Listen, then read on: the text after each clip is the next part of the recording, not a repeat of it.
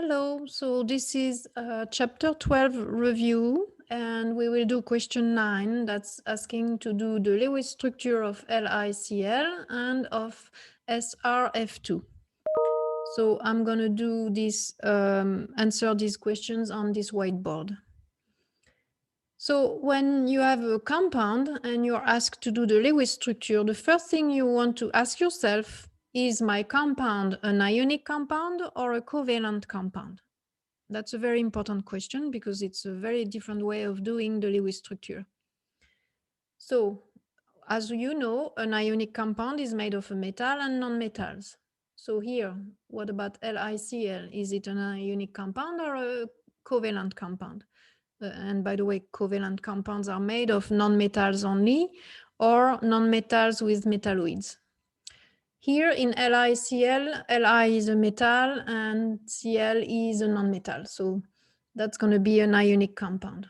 So the way we do the Lewis structures is quite different because in an ionic compound, the metal donates completely its electrons to the non-metals. There is a complete transfer of the electrons from one atom, from the metal, to the non-metal. So but first, we need to know what are the Lewis symbol of the atoms by themselves. And for this, we need to know the number of valence electrons, and we need the periodic table.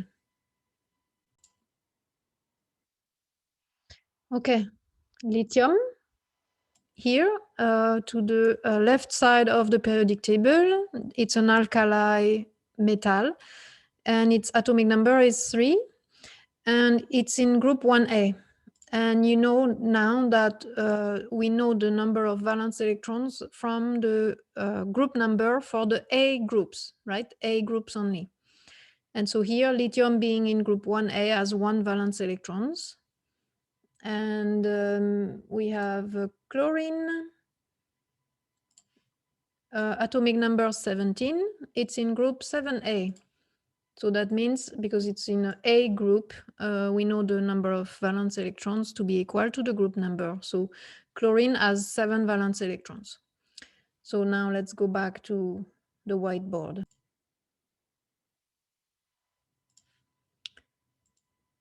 So lithium has 1 valence electron. And the way you make the symbol for that is you just put 1 dot next to it. And it doesn't matter which side you put the dot. It could be on top, on the left, below, or on the right, like here. And then chlorine, Cl, has 7 dots because it has 7 valence electrons. So 1, 2, 3, 4. You always place 1 on each side before you pair them. 5, 6, 7. So now we have chlorine with 7 dots around it, and that's the 7 electrons, 7 valence electrons. And so lithium is the metal, chlorine is the non-metal. And the way the electrons are transferred is that they go from the metal to the non-metal. So here the electron will go from lithium towards chlorine. And so you want to do 2 drawings, one that shows before there is the transfer of electrons like this, and then you will redraw everything. So let's make it Li, and then Cl.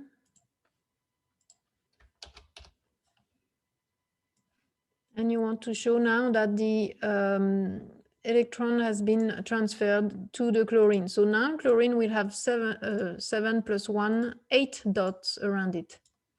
And lithium will have no more because the electron it had has been transferred to chlorine. So we do it like this, and then we draw, let me change that. Okay, and then we draw brackets around the anion. The anion is the negative ion. So we draw brackets, and then we put the charge of the anion in the upper right corner like this. So that's the symbol for the chloride ion. And then lithium has become an Li plus, right? Because it has lost an electron. And so this whole thing now, together, Li plus and Cl minus, is the Lewis structure of this ionic compound, LiCl. So let's do SRF2 now. Again, we need to ask ourselves, is it a covalent compound or an ionic compound? If you look at the periodic table, SR is here, that's strontium, it's in group 2A. And then F is just above chlorine in group 7A. So again, we have a metal with a non-metal, so we have an ionic compound. Fluorine has 7 valence electrons like chlorine because it's in group 7A. And strontium has 2 valence electrons because it's in group 2A. Remember, the group number tells you the number of valence electrons for the A groups only.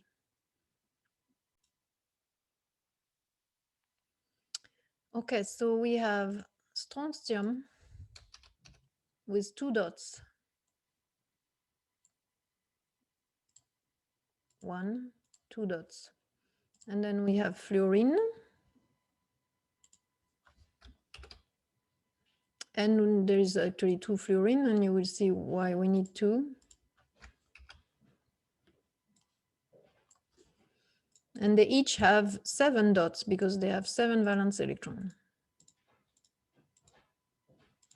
So 1, 2, 3, 4, 5, 6, 7. So that's our 2 elements. And the metal is the strontium. The non-metals are the fluorine. And you can see that strontium will need to give away 2 electrons, right, to be more stable because it's in group 2A. So it likes to become the 2 plus ion. And so it will give away 1 electron to 1 fluorine, and that will satisfy the fluorine. So the other electron will have to go to the other fluorine because otherwise fluorine cannot take more than 8. Fluorine tries to have an octet of valence electron, which means 8 valence electrons. So you do that, and then next you rewrite everything with the electrons gone from strontium, and then you should have 2 fluorine. Let's not put it too high because I need to do those dots. Okay, another fluorine here. And so let's do those dots around the fluorine. So now they have each 8 valence electrons because strontium gave 1 electron to each of them.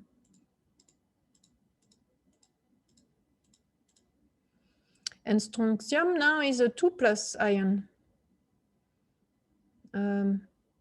So let's write, oops, not like that, sorry.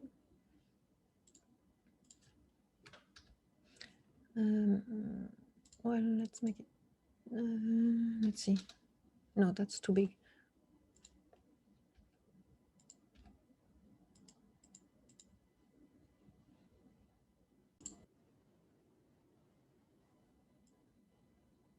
So strontium is 2 plus because it lost its 2 valence electrons. And each fluorine is -1 because they each gain 1 electron. And so for the anions, we do use brackets, not for the positive ions, only for the negative ions. And you write the charge in the upper right corner. So this new thing here is the Lewis structure of SRF2.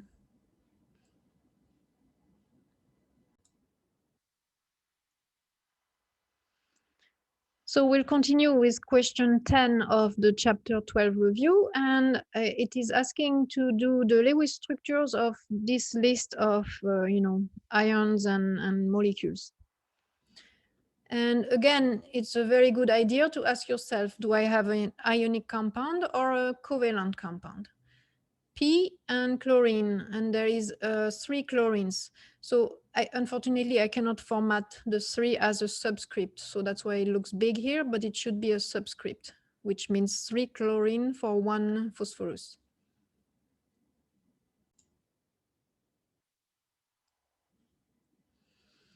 So we have P, which is phosphorus, and we have chlorine, which is here below fluorine. P is a non-metal from group 5A, and then chlorine is also a non-metal from group 7A. So we have 2 non-metals, so that's a covalent compound. And here we know that P is in group 5A, so it has 5 valence electrons, and chlorine has 7 valence electrons because it's in group 7A. So that's why you always need to look at the periodic table to get the number of valence electrons. So we have 5 for P and 7 for chlorine. So we need to calculate the total number of valence electrons. So let's write this down. So we have 5 from P, or maybe let's make it less big. So 5 from P plus we have 7 electrons from chlorine, but we have 3 chlorines. So you need to multiply it by 3 because you have 3 chlorines. And so from 3 Cl.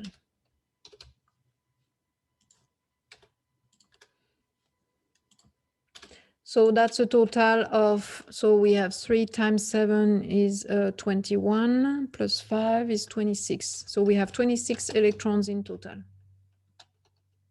This is important to know that number before you start, right? So once you have decided it's a covalent compound, always do this, calculate the total number of valence electrons available.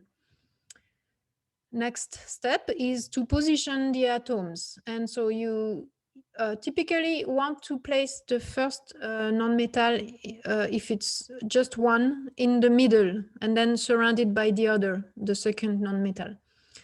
Typically, the first non-metal is the more metallic one, because the rule is to place the more metallic element in the center. And here P is to the left of chlorine, so it's more metallic.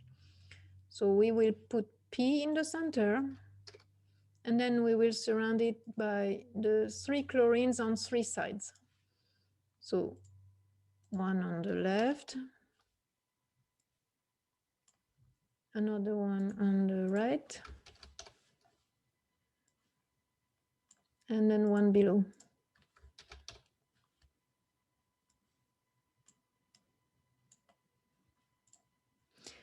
So that's the second step. You arrange your atoms. Next, you will put bonds, single bonds between, the central atom and the surrounding atoms, which means here you place 1 bond between P and each chlorine. So 1, 2, 3 single bonds.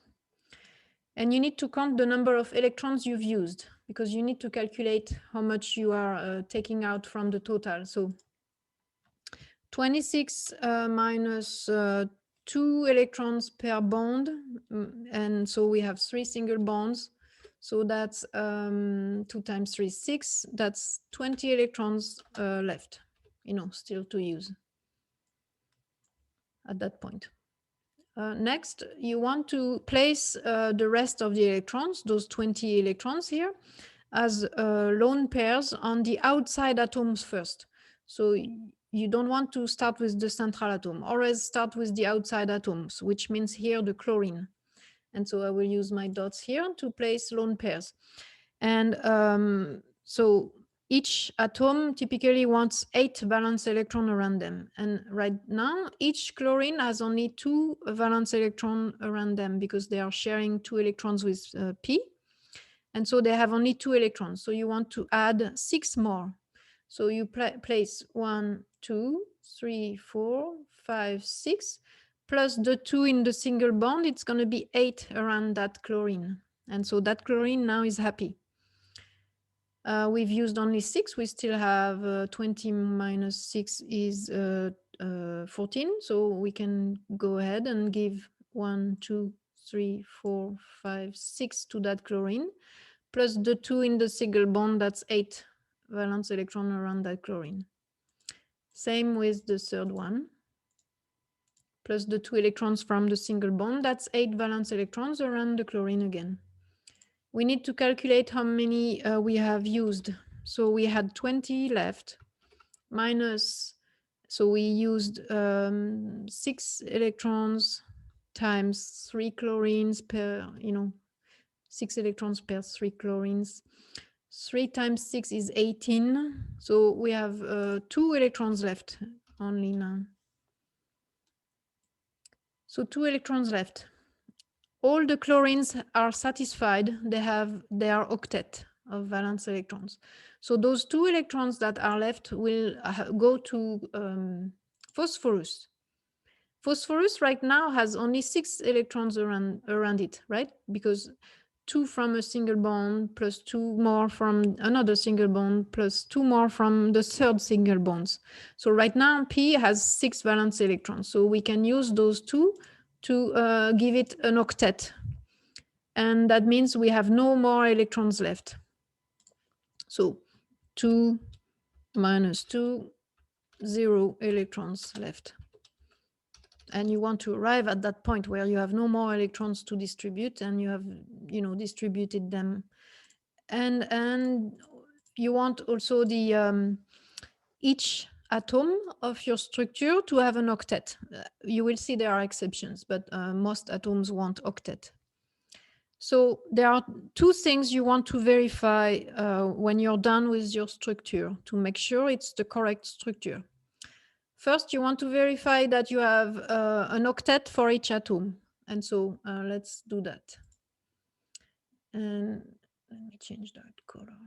Okay, so this first chlorine here has 6 dots plus 1 single bond, that's an octet. The other chlorine are the same. They have 6 electrons in lone pairs plus a single bond, that's an octet. And this one as well. So the chlorines have all an octet. Now the P has 6 electrons from the single bonds plus 2 from the lone pair on P. So that's an octet as well. So that green check mark is here to say octets. We have octets.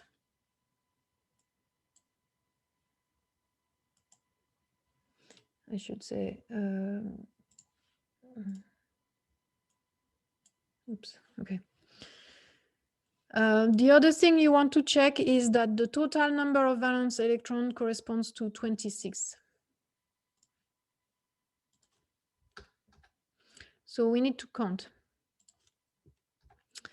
the total number of valence electrons distributed in that structure. So you have, and I can write this down. So we can count by lone pairs or we can count by single electrons. Typically, we count by pairs. So we can write that we have 3 lone pairs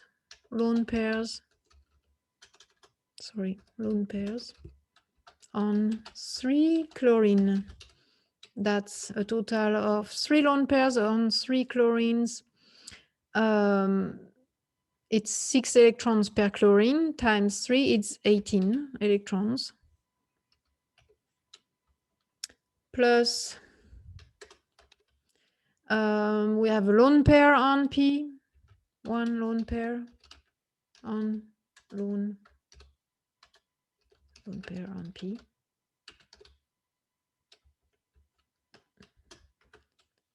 Plus we have 6, 1 lone pair on P, plus 6, no, well, not 6, but 3 single bonds. Plus 3 single bonds, that's 6 electrons. So 18 plus another lone pair, that's 20 electrons, plus 3 single bonds, that's another 6 electrons. So that's 26 electrons in total. And so that, corresponds to the total number of valence electrons we had to start with. So that means your structure is correct.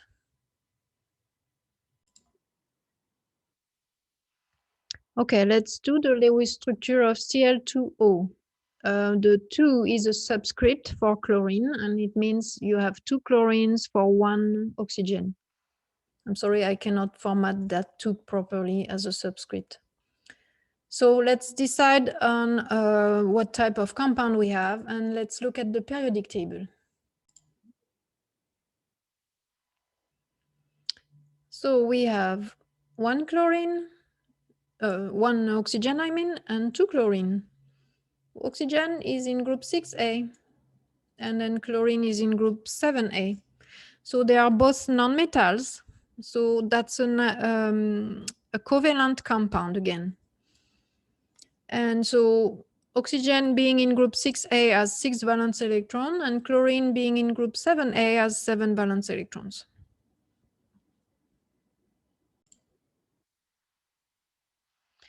So let's do the structure of Cl2. First, let's calculate the total number of valence electrons. So we have, so chlorine, 7 electrons times 2 chlorines plus 6 electrons, for the oxygen. Let me put that in parentheses. For 2 chlorines, we have 2 times 7, 14, plus 6, that's 20. So 20 electrons in total.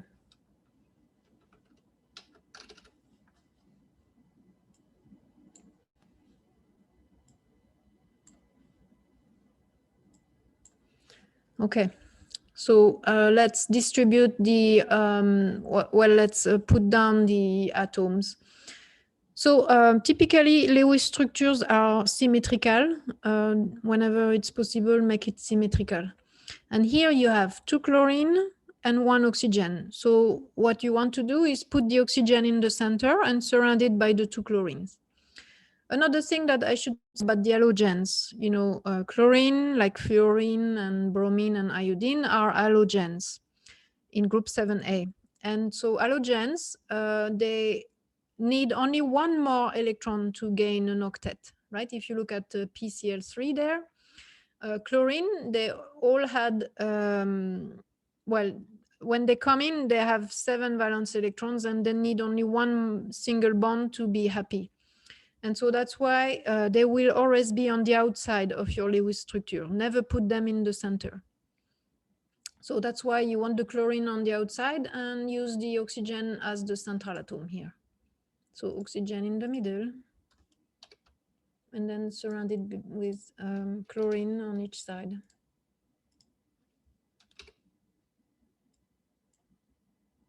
Okay, so let's make this one closer to. So next, we want to distribute the single bonds between the atoms. So here, let me make this black. Okay, we do a single bond between the 2 chlorine and the oxygen. So 2 single bonds. So let's count the number of atoms we've used.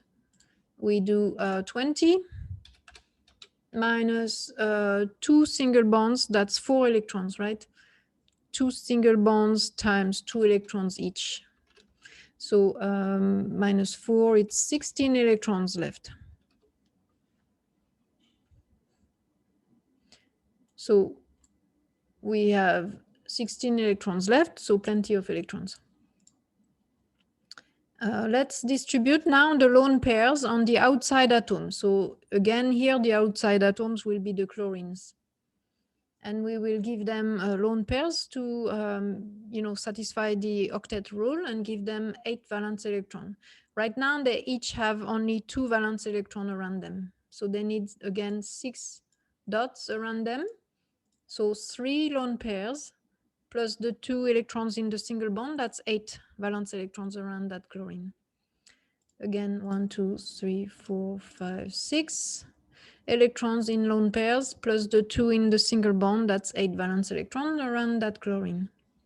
So we have used, so 16 minus, so 3 lone pairs, or 6 electrons per chlorine times 2 chlorines.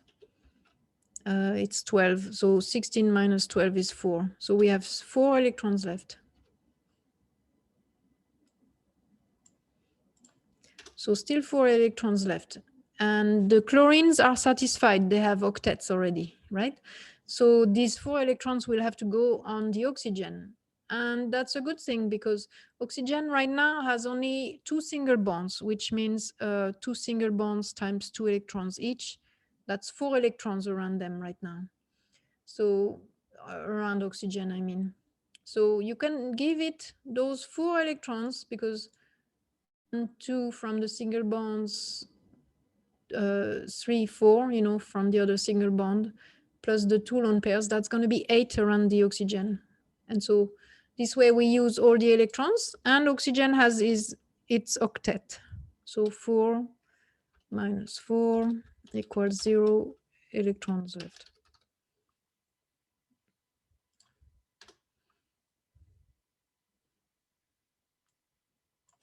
And so we are done, right? We have distributed all our electrons. So let's verify that we have an octet for each of the atoms there.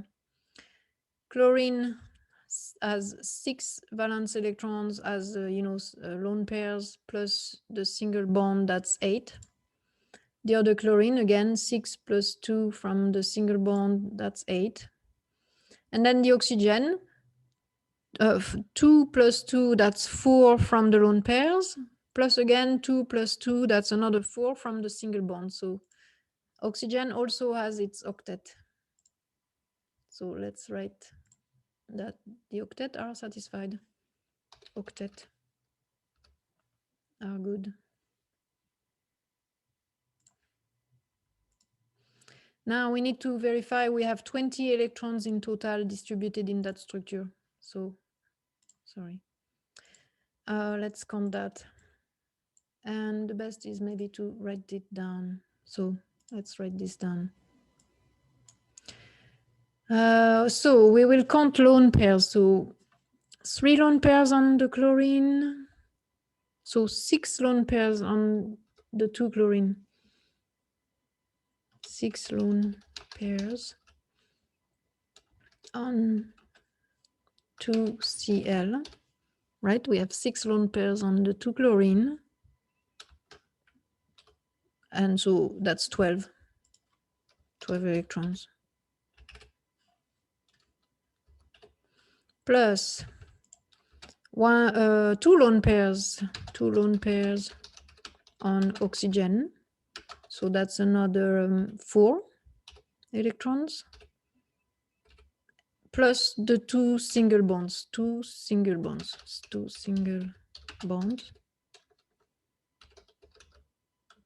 And so 2 single bonds, that's 4 electrons again. So that's a total of, so we have 12 from this, 6 plus 6, 12, plus 4 from the lone pairs on oxygen, that's 16, plus another 4 from the single bonds, 16 plus 4, 20. 20 electrons total. And that's the correct total. So that means you're good. The structure is correct.